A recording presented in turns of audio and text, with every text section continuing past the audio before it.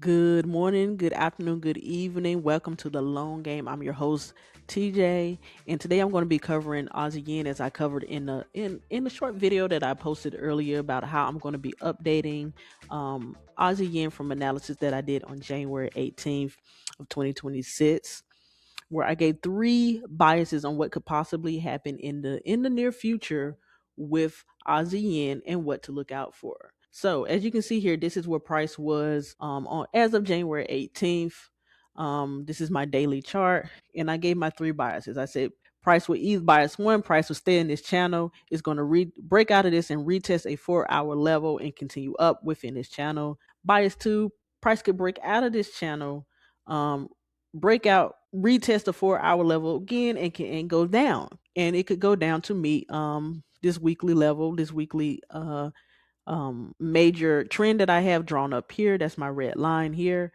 Or it continue if it does continue up in this channel, it can go up to my highest point here with this, which is right here at this golden line. This is the highest point that Aussie yen has ever been at, and I marked it just so I would know. It would signal me that price is coming to this area, and just to watch out to see how price reacts off of this level, right? So we're gonna hop right into it. I'm gonna erase this, and I'm gonna put a 4 hour. I'm gonna put my 4 hour line here just to show when we go down to the 4 hour level, and we're going to come out of this. So we're going to show present day time here, what price is done. Look at that.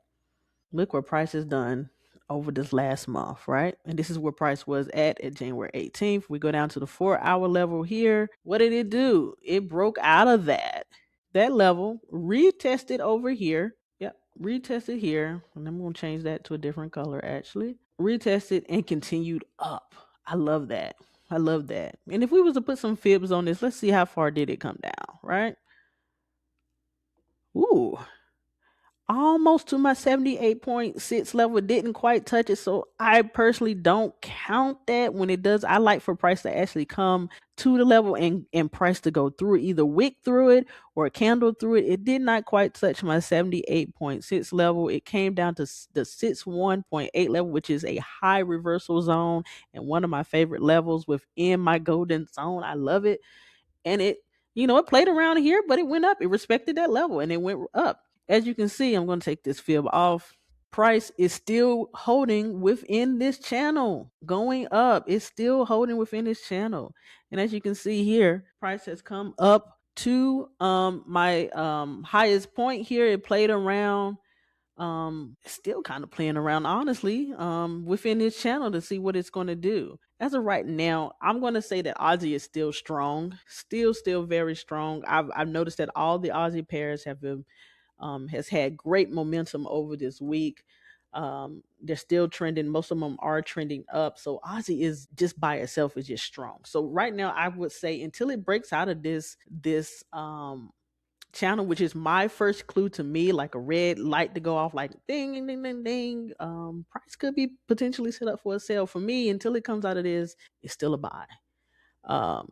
So as of right now, I'm still looking for buy since I know that Aussie is very strong. It's still in this channel. I'm looking for a buy. So we're going to see. Prices is as of right now. This is where price is at. Is at 110.59 as of January 26th. This is a Thursday night. So we're going to see what price could possibly do. It did break out of this level here. Actually, let me mark this right here. I see this little 4 hour level here. It broke out of that price is created. And remember, we're in uncharted territory right here. Price is creating new levels as it's going up, because price has never been up this high before. So it's creating new levels as it's going up, right? So I'm going to put a fib on this. Let's see. We're going to take this from here up to here. Ooh.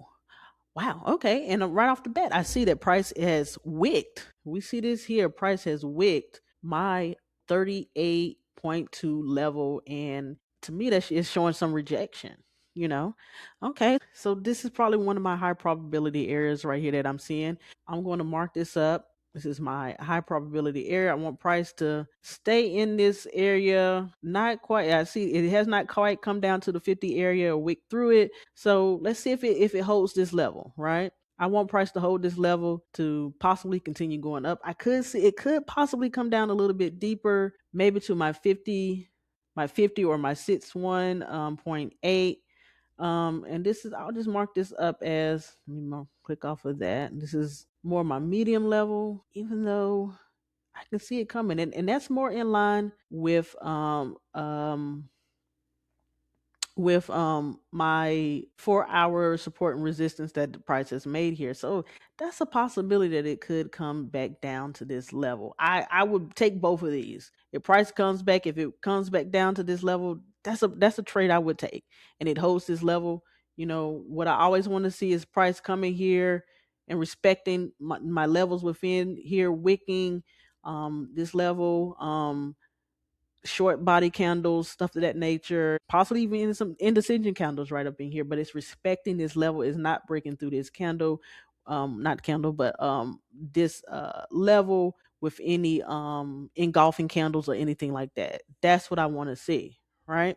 I'm going to erase this. And then we have price coming back down more in this level here. If it comes down here, I'm going to change this box. This is my invalid. If it comes back down to here, I'm not going to say that I'm not looking for buys at this point, because as we know, this is a little bit more of a not complicated, but a little bit more finesse with this, because it's still in my daily channel going up. If it comes back down here and it has not broken out of this channel, it respects this channel, it could continue back up.